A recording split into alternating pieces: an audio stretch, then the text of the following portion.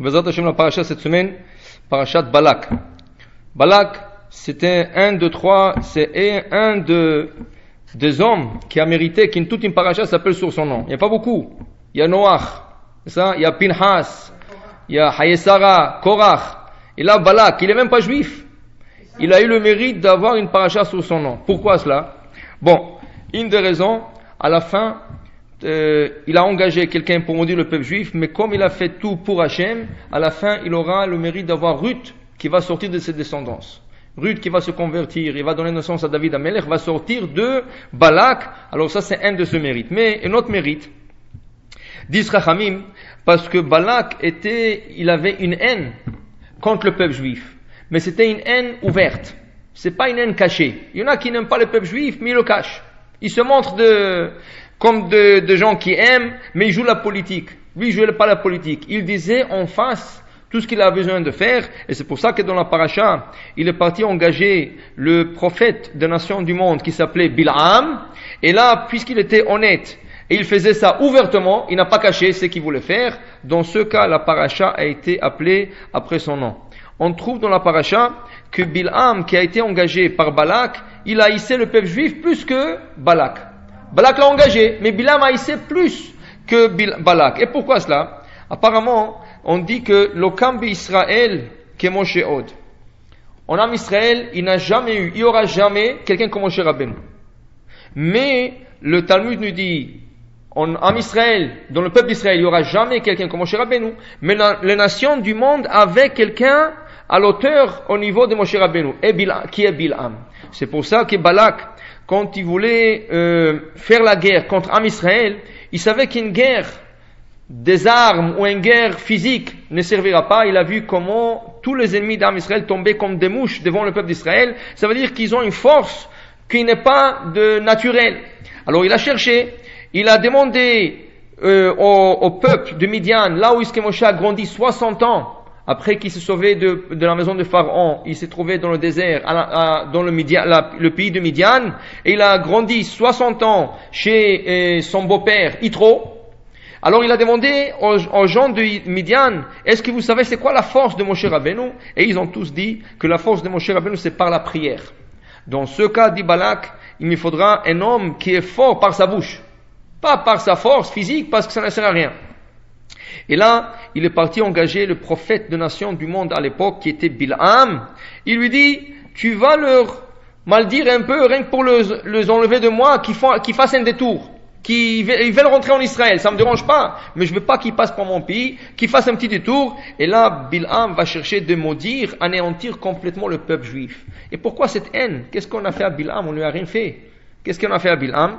Apparemment, Moshe Rabbeinu et Bil'am, comme ils étaient au même niveau spirituel, seulement Moshe Rabbeinu, il était dans le côté de Kedusha, de la sainteté, et l'autre, Bil'am, était de la côté de l'impureté. Mais Bil'am avait le choix, il pouvait le transférer toute sa force dans la Kedusha, dans la sainteté. Puisque Moshe Rabbeinu a été choisi pour diriger le peuple juif, et pas lui, et lui il avait le potentiel, il pouvait le faire, il n'a pas fait.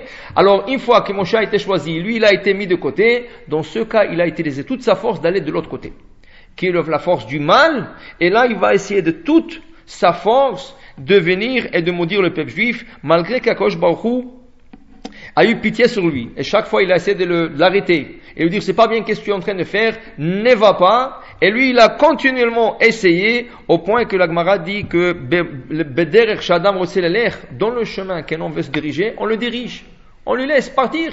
Alors dans ce cas, quand Hachem a vu que Bil'am il insiste de partir, alors il dit de ce cas, tu peux partir, mais sache que tu ne pourras rien faire, tu ne pourras rien dire.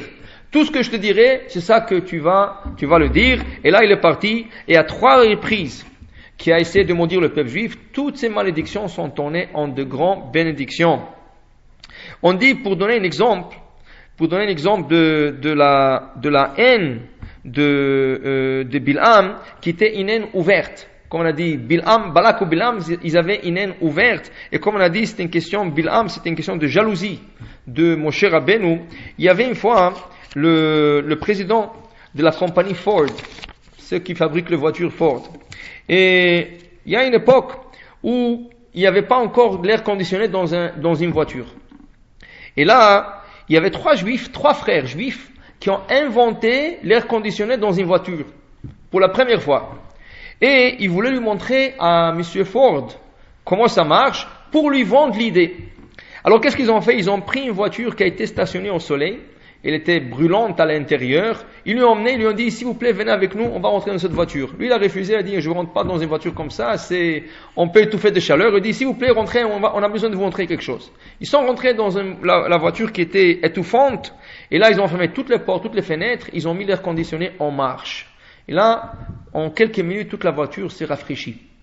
Il a été fasciné par l'invention, il leur a dit, je vous l'achète tout de suite. Combien? Alors, ils lui ont dit un certain prix. On va dire, ils lui ont dit $100,000 à l'époque, c'était beaucoup. Mais $100,000, c'est un bon prix pour vous, mais à condition que vous mettez nos 3 noms sur l'air conditionné. Ford, qui était connu, qui n'aimait pas beaucoup il n'aimait pas beaucoup les juifs, alors il a refusé de mettre le nom de ces 3 juifs sur l'air conditionné, dans la voiture. Il a dit, je vous l'achète à n'importe quel prix, mais je ne vous mettrai pas votre nom. Alors, ils ont arrivé à un accord. Il a acheté à $150,000 l'idée de l'air conditionné de la voiture. Il va mettre le nom de 3 frères en acronyme. Ça veut dire en abréviation. Comment? Regardez, vous rentrez dans une Ford. Si vous avez une Ford, dans l'air conditionné, vous avez 3 degrés. Vous avez ce qu'on appelle, vous avez normal, et vous avez high, et vous avez maximum. C'est ça? Alors, pourquoi ces 3 choses? Apparemment, vous avez une Ford. Vous avez une voiture Ford? Non, ok. Parce qu'on parle de la voiture Ford, il y a l'air conditionné qui a été inventé par des juifs, 3 juifs. C'est eux qui l'ont inventé, le premier air conditionné dans une voiture. Mais seulement Ford, il voulait pas mettre un nom d'un juif sur ses voitures. Alors il a été d'accord d'acheter l'idée, payer plus cher et mettre leur nom rien qu'en abréviation. Alors comme je dis, vous avez dans l'air conditionné, dans une voiture Ford, vous avez le normal, ça, vous avez le high et vous avez le maximum. Mais en vérité, ces 3 choses-là, c'est pas normal, high et maximum, c'est l'abréviation du nom des 3 frères. Un de frères s'appelait Norman. Jusqu'à présent, c'est ça, oui. Un de frères s'appelle Norman. Alors, au lieu de Norman, il a mis normal. L'autre frère s'appelait Jaime. Alors, au lieu de Jaime, il a mis high. Et l'autre 3e frère s'appelle Maximilian. Alors, il a mis max. C'est ça? C'est qui est maximum. En vérité, c'est l'acronyme de 3 frères. Et comme il avait la haine, il voulait pas mettre un nom d'un juif dans ses voitures à lui, il a été prêt à acheter plus cher, rien que pour qu'il mette en acronyme, il veut pas, en abréviation, mais il ne voudra pas mettre de nom de juif. Ça, c'est un signe de haine contre des juifs. Comme on a parlé dans la paracha, Balak et Bilam, ils avaient une haine contre le juif. Et là, Bilam qui a été engagé pour maudire le juif, comment il va essayer de leur maudire? Par ce qu'on appelle le Ain Hara, la mauvaise œil. C'est ça? La mauvaise œil qu'il essayait de mettre chaque fois sur le peuple juif, mais il ne réussissait pas parce que chaque fois, Akadosh Baruch Hu a détourné ses paroles et il n'arrivait pas à leur maudire. On va prendre des exemples, par exemple, que pour dire, est-ce que la mauvaise œil existe? Est-ce que ce qu'on appelle Ain Hara, est-ce que ça existe? Est-ce qu'il faut y croire? Ou il ne faut pas y croire? C'est la bêtise ou la superstition? Qu'est-ce que c'est exactement? Alors en vérité, on va voir de plusieurs sources de la Torah que l'Ain Hara existe. D'abord, on va se diriger vers la science. Et après, on va retourner à ce qui dit la Torah. En Russie, ils ont fait un essai. En quoi? Ils ont pris un homme, ils l'ont affamé 3 jours. 3 jours, ils lui ont pas donné à manger. Maintenant, après ça, ils l'ont mis dans une chambre qui était, alentour du chambre, il n'y a que la vitre. C'était couvert de la vitre. De l'autre côté de la vitre, il était bloqué, lui a été enfermé. De l'autre côté de la vitre, ils ont mis une miche de pain. Et là, lui, il n'a pas mangé 3 jours. Il a essayé de prendre la miche, mais c'est compréhensible qu'il n'arrivait pas à prendre. Il tapait sur la vitre, il voulait prendre, il regardait. Après, il s'est évanoui. Ils ont pris cette miche de pain, ils l'ont testé dans le laboratoire.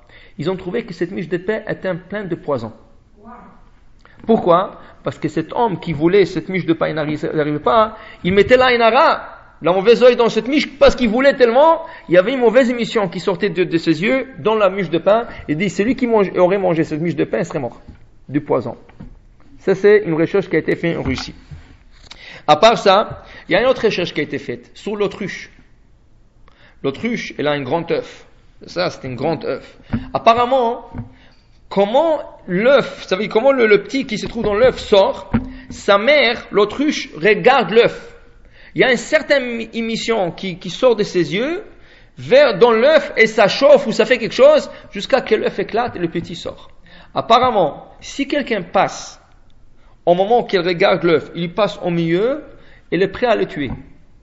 Parce qu'elle lui a dérangé de faire sortir le petit. Et comment elle fait? C'est elle qui aide au petit à sortir de l'œuf, parce que c'est trop dur pour le petit qui se trouve à l'intérieur, rien qu'au regard de l'œil. Et si quelqu'un passe, il lui a dérangé, elle est prête à le tuer. Ça veut dire que cet oiseau, c'est avec les yeux qu'elle fait sortir le petit qui se trouve dans l'œuf. C'est mauvais œil pour casser l'œuf. Ça veut dire que c'est une certaine émission qui sort de l'œil pour casser un œuf. Ça, il faut que ce soit une mauvaise émission aussi.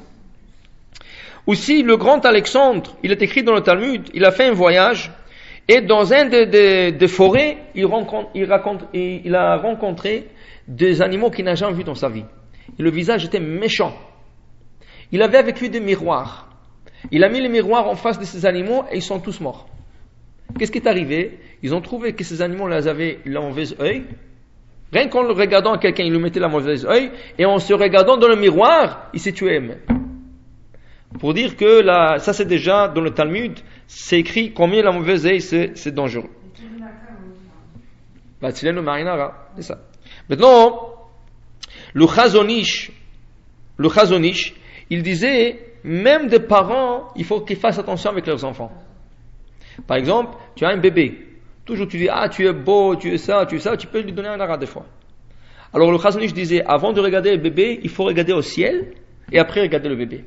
En regardant au ciel, comment? Oui, si on dit, des fois on dit, tu es moche toi. Ça c'est, oui, le parent peut faire un ara au bébé, à leur bébé.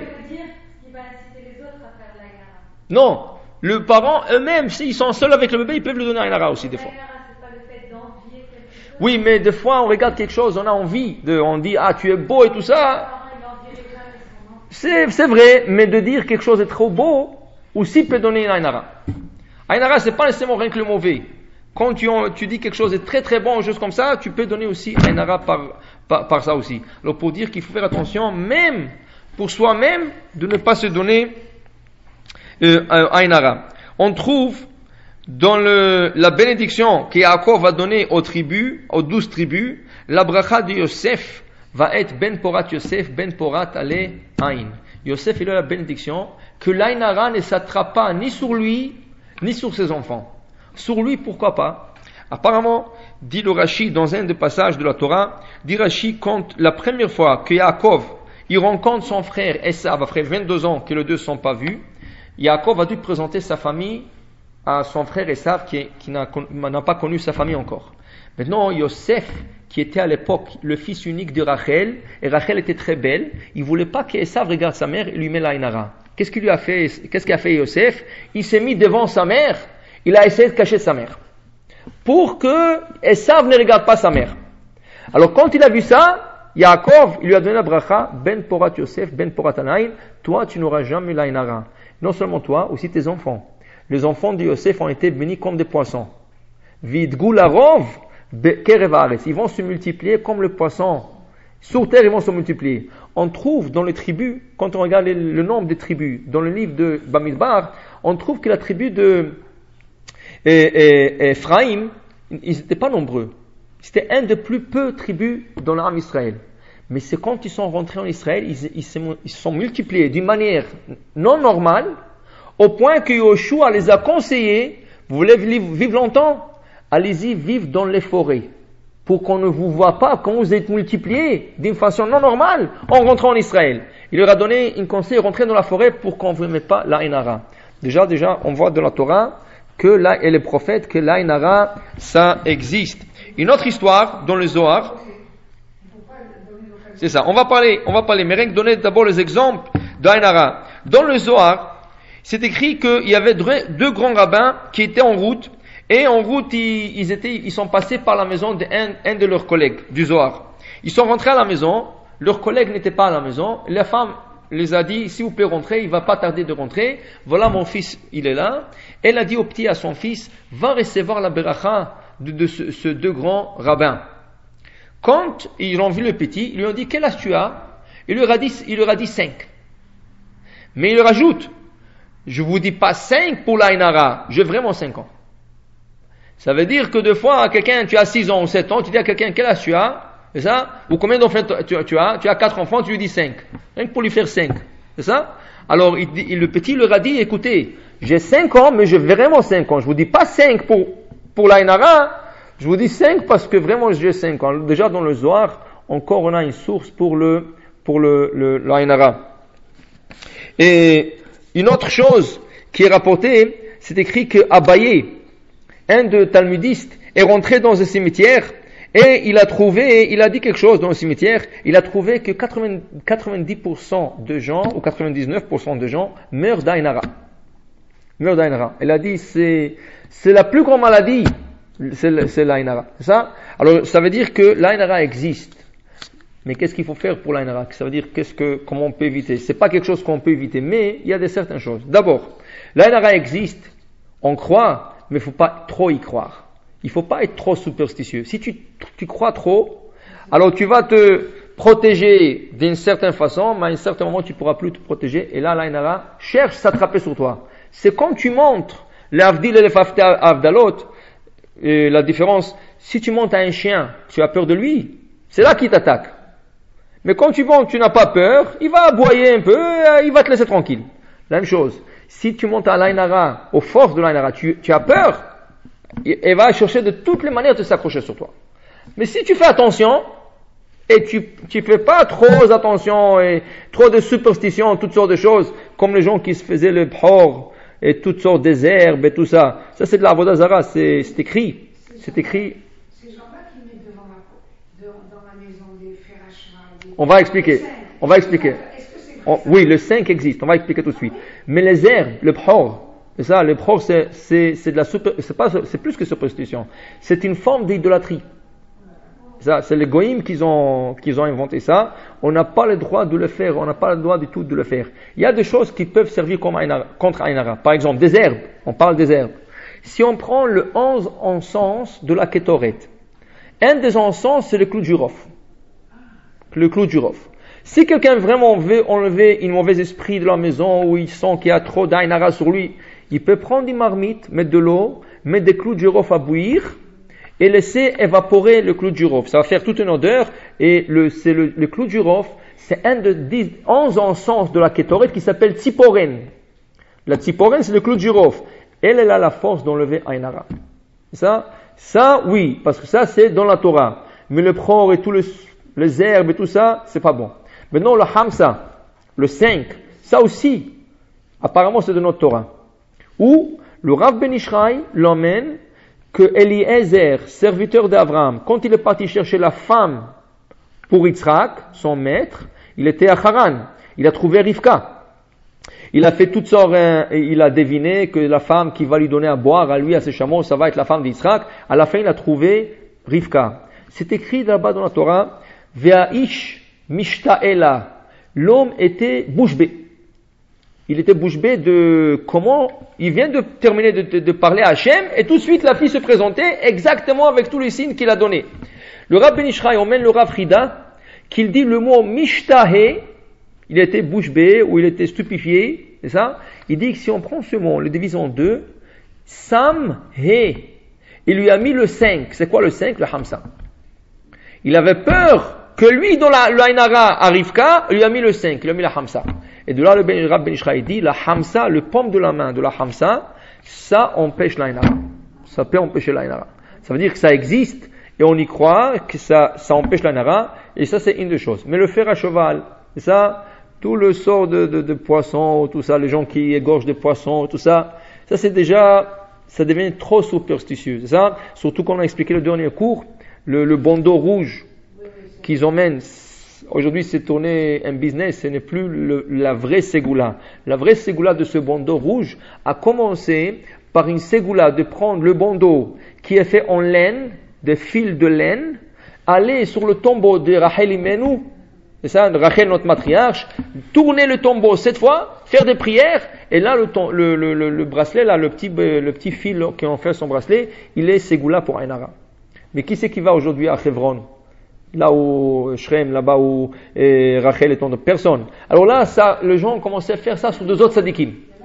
Il y en a qui font, mais pas tout le monde. La majorité de bandeaux qui se font, c'est pas de là-bas. Alors il y en a qui commencent à faire ça sur deux autres sadikim. Baba Saleh, toutes sortes de... Bon, c'est bon. Mais le problème, il y a beaucoup qui ne prennent même pas la peine de le faire. Qu'est-ce qu'ils font? Ils achètent toute une boule comment on appelle ça, de fils de laine rouge, ils coupent et ils te le vendent ça $1, $2, et toi tu es là-bas, et c'est Israël, et tu vas acheter. Le problème c'est pas ça. Le problème, bon, si ça peut pas empêcher la Ainara, ça peut pas faire du mal. Le seul problème qu'il y a dans ça, c'est que Shabbat on peut pas le porter, parce que Shabbat c'est considéré comme quelque chose qui n'est pas un bijou. C'est pas un bijou ça. Quand tu vas dans un mariage, tu vas pas porter ça. C'est honteux, c'est ça? Alors ça, c'est pas considéré comme un bijou. Dans ce cas, on conseille que le vendredi, il faut l'enlever jusqu'après Shabbat. Le problème, une fois que tu enlèves, tu déchires. Et là, tu ne peux pas le refaire après. Dans ce cas, à moins que tu l'as fait toi-même, ou tu as confiance, tu as fait messager quelqu'un qui est parti en Israël, tourner la tombe d'un grand sadique, c'est ça? Et tu lui as dit, tu tournes cette fois et tu me fais la bénédiction. À moins que tu l'as fait toi-même, n'achète pas ces fils-là. Comment? Non, laisser sur la tombe, pas seulement laisser, il faut tourner. Il faut tourner la tombe. Et la vraie ségoula, c'est la tombe de Rachel Imen. C'est la tombe de Rachel. C'est ça la vraie ségoula.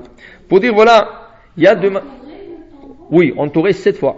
Mais il faut avoir beaucoup de fils alors. Non, avec un fil. Vous le prenez dans la main, le fil, et vous tournez vous-même autour de la tombe. Pas entourer la tombe avec le fil. Vous tournez la tombe avec le fil dans votre main. Ça veut dire vous l'avez dans la main et vous tournez la tombe 7 fois, vous faites une prière et là ça peut servir comme ségoula contre Ainara. Quand vous allez au Maroc, vous avez plein de sadikim, vous pouvez faire la même chose, c'est ça? Mais il faut que vous le faisiez.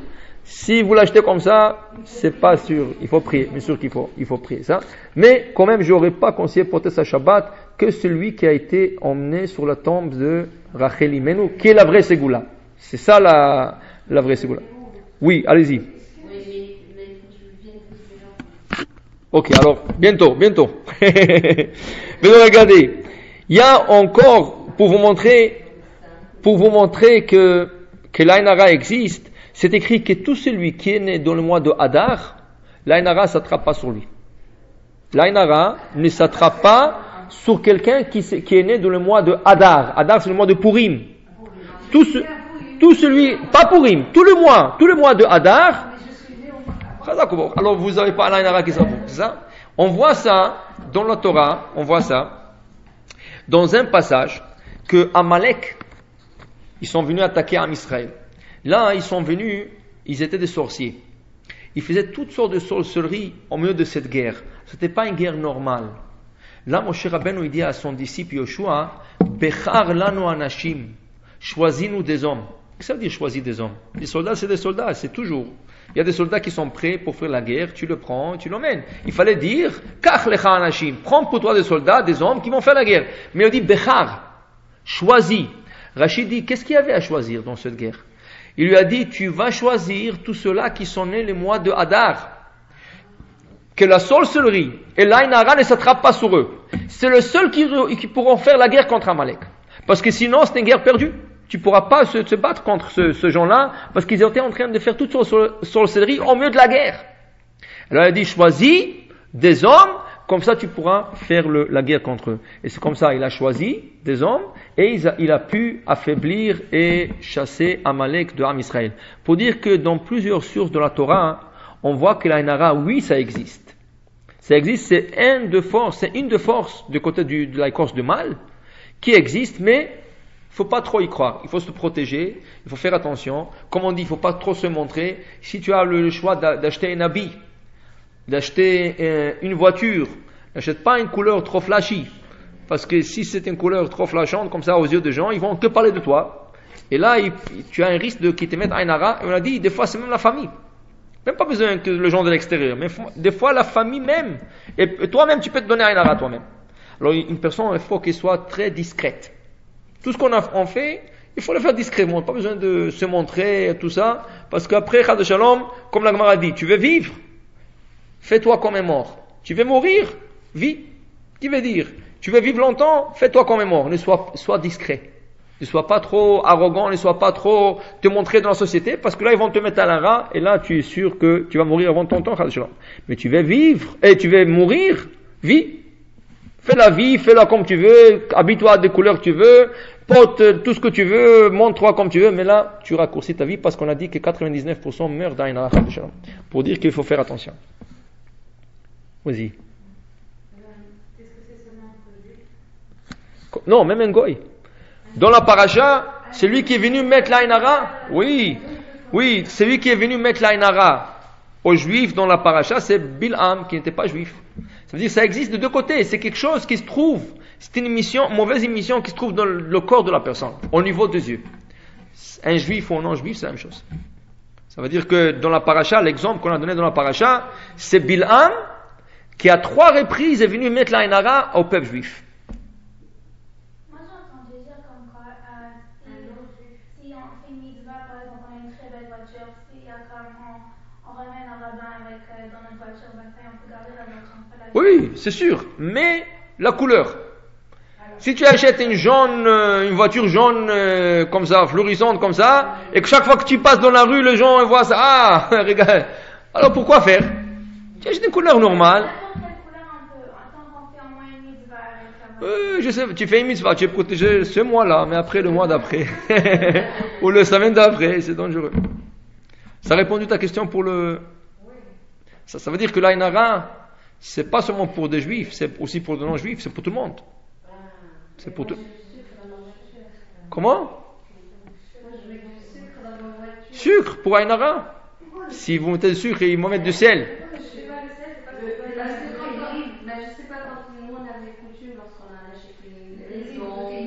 Ça c'est pour l'abondance. Ça c'est pour l'abondance, pas pour Aïn Hara. Le sucre, les œufs et l'huile, c'est pour l'abondance. C'est quand quelqu'un rentre dans une maison, pour signe d'abondance, il y a des gens qui lui apportent des œufs, il y a des gens qui lui apportent de l'huile, du sucre. C'est des signes d'abondance. Il y a des gens qui ne prêtent pas de œufs ni de l'huile. Oui, il y a des gens que quand vous venez chez eux, malgré qu'ils ont, parce qu'ils ont peur, parce que c'est des signes d'abondance, c'est comme tu es en train de donner ta abondance. Et ça, oui, ça c'est. Mais comme signe d'Aïn Hara, pour arrêter l'Aïn Hara, c'est le sel. Ça c'est une des raisons pourquoi nous distribuons le lendemain de Pessah, le deuxième soir, le sel du Homer.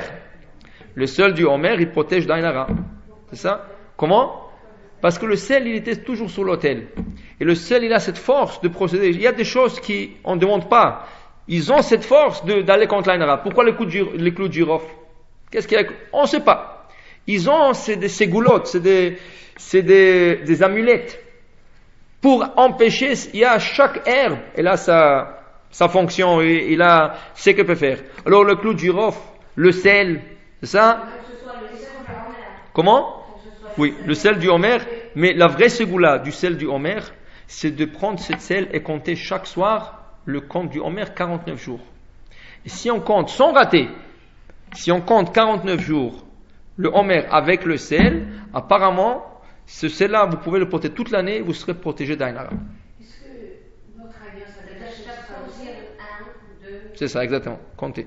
Ça. Même si un homme le fait, et il vous donne un peu de ce sel, c'est valable. Est-ce que le sel, c'est pas notre alliance avec Hachem? Aussi, le sel a beaucoup de significance. Le sel, il faut jamais enlever le sel de la table.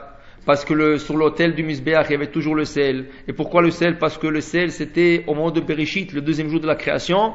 Quand Akadosh Baruch Hu a séparé les eaux, il y avait de l'eau qui se trouvait en haut, au ciel, il y avait de l'océan qui se trouvait en bas, et l'océan se plaint. Pourquoi moi je suis en bas et l'autre il est en haut? Et Hachem lui a promis, tu sais quoi, de toi, on va prendre quelque chose qui va servir toujours sur l'autel, le sel. Le sel vient de la mer. Alors là, le cadeau de la mère, c'était de mettre le sel toujours sur l'autel. C'est-à-dire que le sel, il a beaucoup de ségoulottes.